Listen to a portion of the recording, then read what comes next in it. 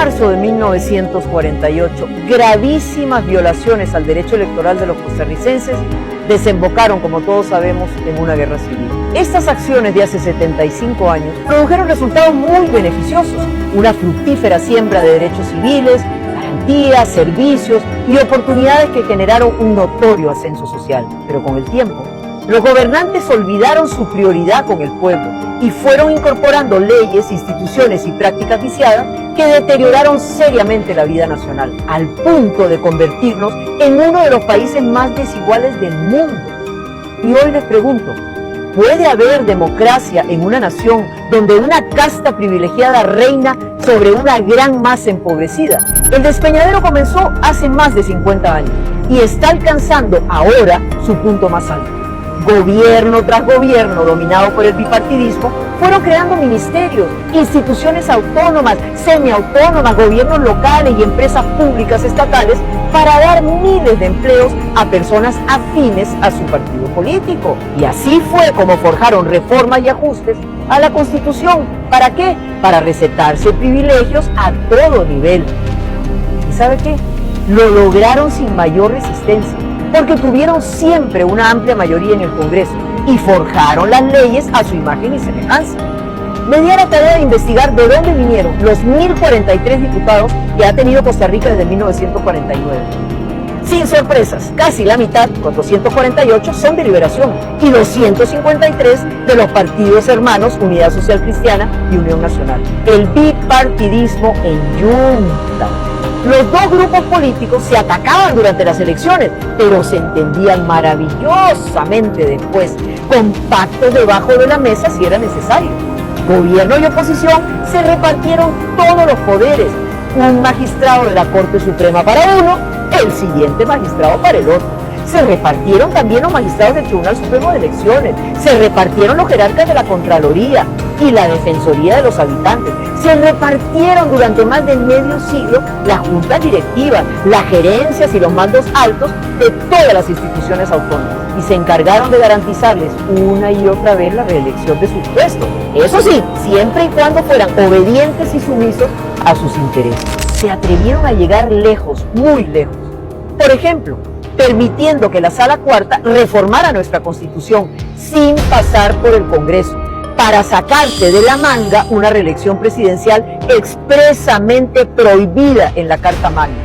Pero ¿quién se atrevía a decirle que no a Óscar Arias Sánchez, uno de los máximos representantes de esta casta bipartidista?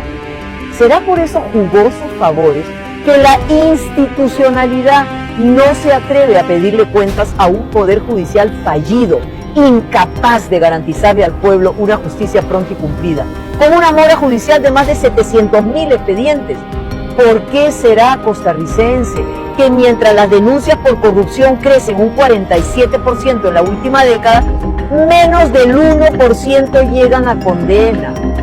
¿Ven cómo funciona la red de cuido para la clase política? ¡Ay! Si los pasillos y las oficinas del Congreso hablaran sobre los cambalaches entre la clase política y los eternos altos funcionarios públicos reelectos una y otra vez, sin la voz ni el voto del pueblo. Por medio siglo han trabajado sin tregua ni pausa para blindar la institucionalidad que tanto defienden. ¿Cómo no? Pero ¿cómo no? Si allí se garantizan sus jugosos privilegios, desde las odiosas pensiones de lujo a las convenciones colectivas o las transferencias gigantescas para las universidades.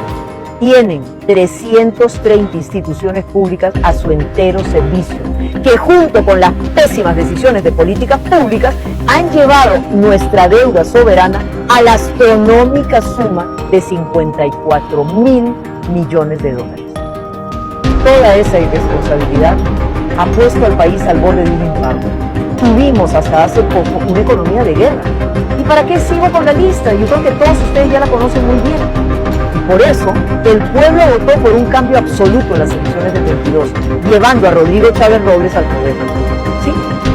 Un outsider del bipartidismo, un hombre valiente y comprometido con su pueblo y sin ningún nexo con la casta. Por eso, desde el primer momento entraron en pánico, con la complicidad de la prensa servil y del empresariado político-económico, nos echaron encima las poderosas fuerzas de esa institucionalidad, articulándose muy eficazmente para entorpecer la labor del gobierno todos los días, desde el día 1. Poco o nada les importa si en esa guerra frontal contra el advenedizo presidente se llevan en banda a un pueblo harto de pagar alquileres multimillonarios. Poco les importa seguir arriesgando miles y miles de trabajos de los costarricenses al negarse a aprobar jornadas flexibles o la Marina de Limón. De ahí que hoy, ciudadanos, 75 años después de la Constitución del 49, los costarricenses estamos listos para el cambio y demandamos un nuevo aire institucional, un remozamiento de esta Constitución que celebramos hoy. La extraordinaria ventaja que tenemos hoy es que para otorgarle un nuevo aire a Costa Rica no necesitamos balas ni muertos como en el 48, sino, como lo ha dicho 1000 veces el presidente de la República, usemos esta arma poderosa, un lapicero. Solo requerimos un lapicero en las elecciones de febrero del 26. Una Costa Rica de oportunidades, con instituciones al servicio del ciudadano en lugar de hostigar al ciudadano. Un país donde las obras públicas no tarden 20 años. Un país en el que la plata alcanza porque no se la roban. Un país donde la educación rinde cuentas sobre su calidad y efectividad. Un país donde la seguridad social tenga viabilidad. Un país donde nadie se pensione con corona. Un país donde la justicia sea pronta y cumplida. O un país donde los jerarcas lleguen por mérito propio y no por favores políticos. Un país con una verdadera separación de poderes, lejos de la mano peluda de esa casa dominante. Costarricenses, empodérense.